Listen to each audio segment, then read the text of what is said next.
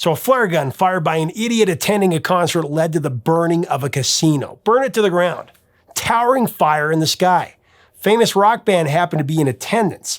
They're actually supposed to record their new record there the next day. They saw the whole thing. A few nights later, the band's bassist had a nightmare about this fire, and a legendary song title came into his mind. Sometime after that, a riff just as iconic came to the guitarist, and he borrowed it from a famous classical piece. It would be a chore to record this song, I gotta tell you. They were shut down by the police for playing too loud.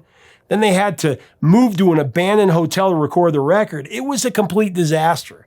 Once they recorded it, this legendary song, they didn't think much of it. One day they played it live though, and they got a massive reaction. So they decided to release it as the last single off the album. It became their biggest hit, a classic hit. The riveting story of a disaster that turned into the song that everybody has to learn to play. First guitar song we all learn to play. It's coming up next on Professor of Rock. Hey music junkies, Professor of Rock, always here to celebrate the greatest artists and the greatest songs of all time.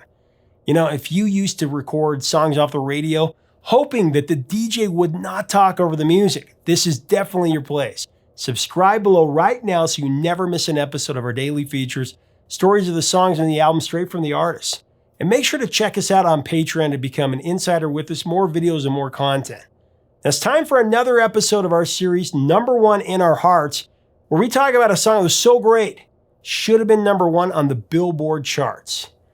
December 4th, 1971, the quintet of Deep Purple and their crew were in Montreux, Switzerland. It was the night before they were to begin the recording session for their new album, Machine Head, using the Rolling Stones mobile studio that was adjacent to the entertainment complex of the Montreux Casino. The band decided to take in the Frank Zappa and the Mothers show that was the marquee entertainment at the Casino de Montreux for the evening, and the last act scheduled to play the casino before it was to be closed to the public for winter remodeling. Deep Purple had reserved the room since it was going to be empty to record their next LP. Zappa and the band were jamming along about 90 minutes into their set, and they were just getting into Don Preston's synthesizer solo for King Kong, when someone from the audience fired a flare gun, and all hell broke loose. The chaotic terror of what went down was memorialized in an unlikely rock standard, of course titled Smoke on the Water.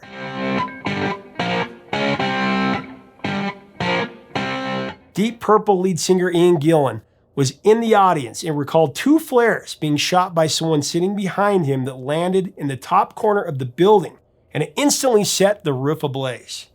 Zappa stopped the show and helped ensure an orderly exit. DP bassist Roger Glover shared that it was the biggest fire that he'd ever seen.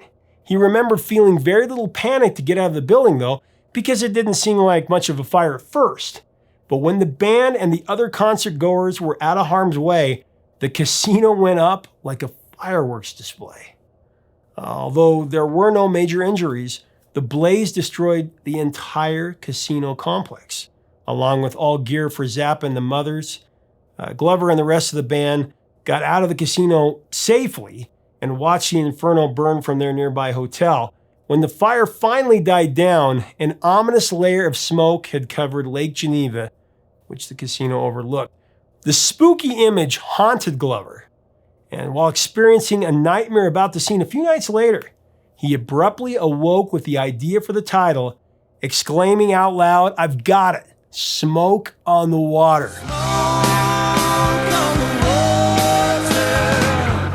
Gillen wrote the narration about their ordeal in Montreux that preceded the recording of the Machine Head album. But before the famous lyrics of Smoke on the Water came the more famous guitar riff. Of course, one of the most iconic chord sequences of the entire rock era, maybe the most iconic.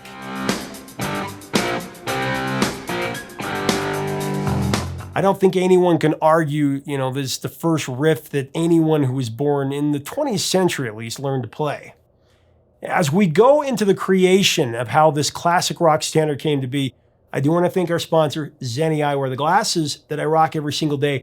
At Zenni.com, you can customize your eyewear, with a prescription lens or non-prescription lens, whether or not you want to look cool, that cool look or a certain color, a particular style of lens, whatever you want, go to zenny.com and you can check it out.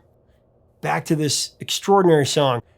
Deep Purple axeman extraordinaire, Ritchie Blackmore, invented the legendary riff that is played 10 times as a permeating melody for Smoke on the Water. Blackmore's progression is a 4-note blues scale melody in G minor, harmonized in parallel fourths. Ritchie played it with a picking style on a Fender Stratocaster electric guitar. Blackmore later claimed that the main power chord riff for Smoke on the Water is an interpretation or inversion of Symphony No. 5 by the immortal Ludwig van Beethoven.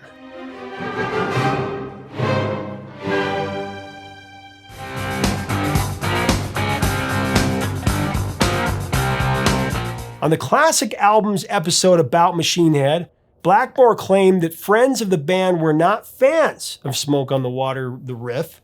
They thought it was too simplistic. It's kind of what makes it great, but Blackmore retorted by making comparisons to the first movement of Beethoven's Fifth Symphony, which has a similar 4-note arrangement. But it is anything but simplistic, actually. Blackmore's riff and the backing track for Smoke on the Water were recorded on the first day of the Machine Head sessions as a kind of sound check for the band.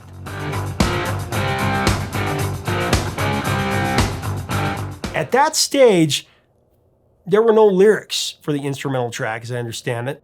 The placeholder name for the wordless track was Title No. 1. Revered DP keyboardist John Lord doubled Blackmore's guitar part on a Hammond C3 organ played through a distorted Marshall amp. Lord's organ track created a tone that was very similar to that of the lead guitar.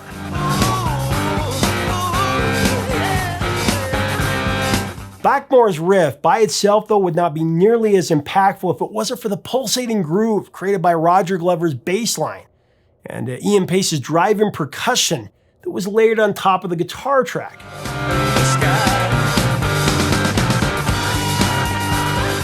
The brilliance of Smoke on the Water is indeed the result of the magnificent virtuosity of all 5 members of Deep Purple: Blackmore, Gillen, Glover, Lord, and Pace. Since the casino, or the gambling house as it is referred to in the song, had burned down, Deep Purple had to find another place to play. The next location was a dance club in Montreux called the Pavilion.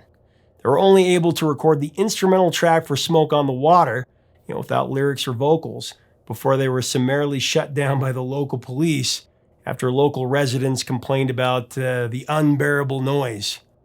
Ian Gillen explained how the band then set up their equipment in the hallways and the corridors of their hotel, actually. The Rolling Stones mobile truck they were using to record what they played was positioned in the back of the hotel. They had to use inordinately long cables strung through the windows of the hotel to plug in for the back of their gear to the sound equipment in the recording truck. Amazing. The band tried to recreate an atmosphere in a technical sense, the best that they could, on what was supposed to be the final day of recording. Veteran engineer Martin Birch informed the group that they were short on material to complete the record. Pretty amazing. So the clock was ticking because the band, their visas to work in Switzerland were on the verge of expiring. Can you imagine that? The pressure of the situation was later conveyed in the lyrics of Smoke on the Water. Swiss time was running out. It seemed that we would lose the race.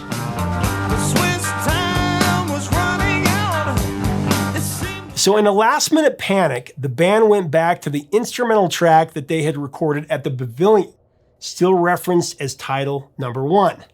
And Gillen and Glover teamed up to write the lyrics for what would be a biographical account of the making of Machine Head, beginning with the first verse. We all came to Montreux on the Lake Geneva shoreline to make records with a mobile.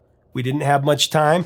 We all came out to Montreux. Frank Zappa and the Mothers were at the best place around, but some stupid with a flare gun burned the place to the ground.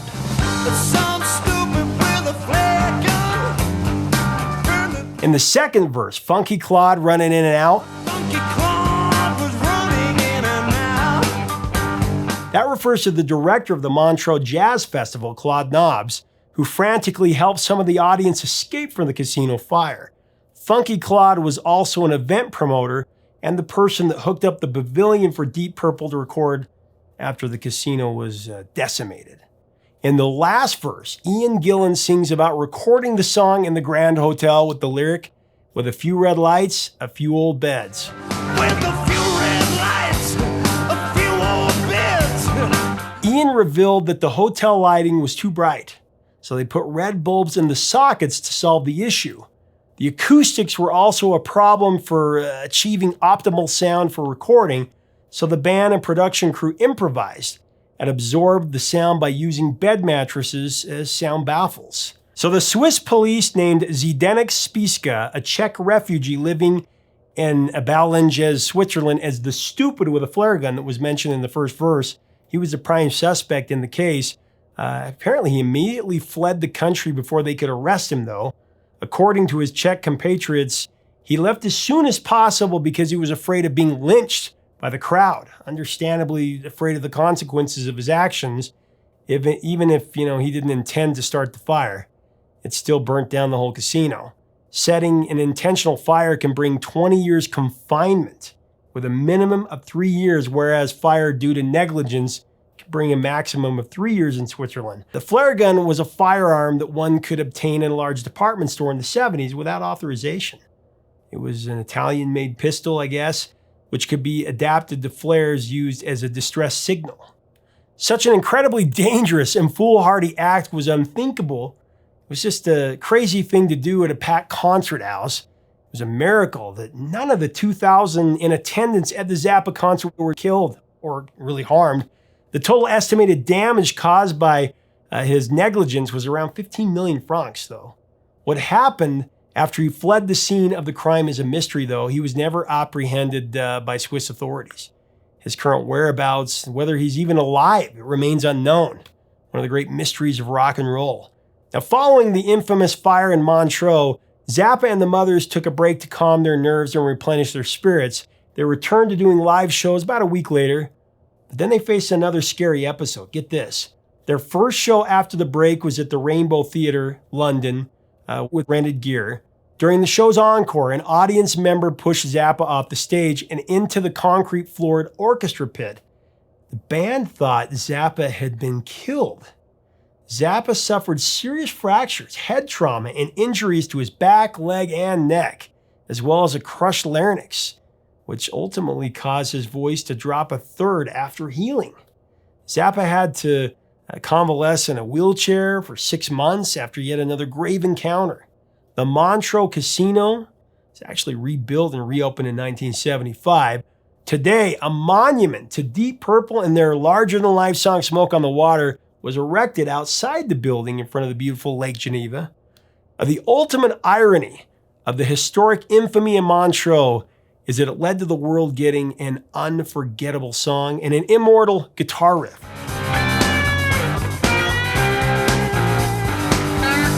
However, Deep Purple considered Smoke on the Water as an add-on track for Machine Head. It's amazing. The band had no inkling that the song was even going to be a potential single, let alone the timeless classic that it has become. Even though Roger Glover thought the song title was great, he had some doubts about how the public would react to it, fearing that the title may sound like a drug song.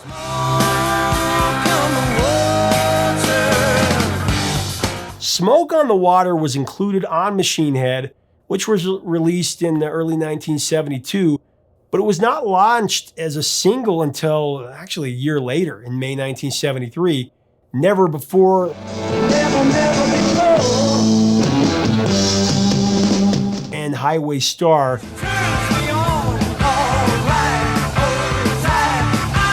were the first two singles issued from Machine Head, but neither were as successful as Smoke on the Water.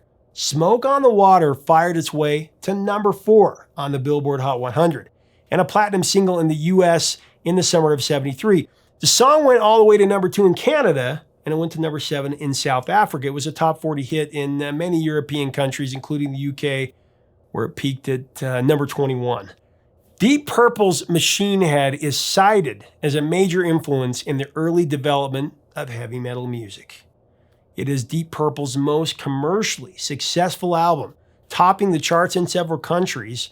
The album reached #1 in the UK and stayed in the top 40 for 20 weeks, while reaching #7 in America, remaining on the Billboard 200 for, I believe it was 118 weeks. Get that. Ritchie Blackmore's irresistible guitar riff for Smoke on the Water is permanently enshrined in rock and roll glory. As I said earlier, anyone who's ever picked up a guitar, this was the first part that they learned. It was the first for me. I remember my grandpa had an old beat up Les Paul, and as a kid, I was maybe 5 or 6, I used to go in his room and I would pretend like I was Elvis. The power that I felt hoisting up that guitar was insurmountable. A few years later, he actually plugged it into his old electric amp that he had. He always played, old country western tunes. Well, when he let me have a go with it, plugged into the amp, the first thing I tried was Smoke on the Water. I'll never forget it. Tell me about your first time playing a guitar in the comments. I bet you tried to play Smoke on the Water as one of them.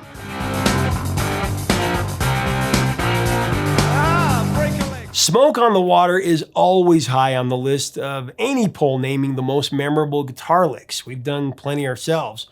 For example, Total Guitar Magazine ranked Smoke on the Water, the riff is the 4th greatest, while Q Magazine placed it at #12 on their all-time 100 greatest guitar tracks.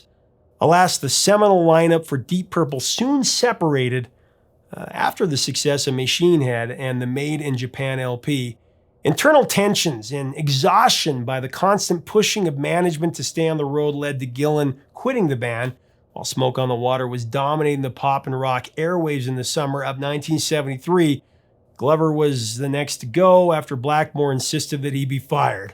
The late John Lord, who passed away in 2012, lamented the departures of Gillen and Glover at the height of Deep Purple's success as the biggest shame in rock and roll history. Gillen, Glover, and Pace resurrected Deep Purple in the 2000s without Ritchie Blackmore, recruiting Steve Morse and Don Airey to complete the lineup for the revamped band, along with revolving touring musicians, of course. Blackmore left Deep Purple in '74. He formed Rainbow in '75, of course. Rainbow rolled along steadily for about 9 years before breaking up in 1984. The group was reformed in 2016 under the billing Ritchie Blackmore's Rainbow, though. We will definitely cover more Deep Purple in the future. Now, just an FYI before we go, Smoke on the Water, remember I said it peaked at #4 for 2 weeks in the summer of '73. The 3 songs ahead of it were Live and Let Die by Wings at #3,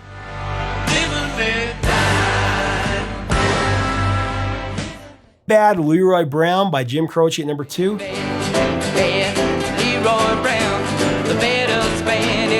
and The Morning After by Maureen McGovern at #1. Now, McGovern would spend a few weeks at #1, so here's the deal. I say we give one of those weeks to Deep Purple. No harm, no foul.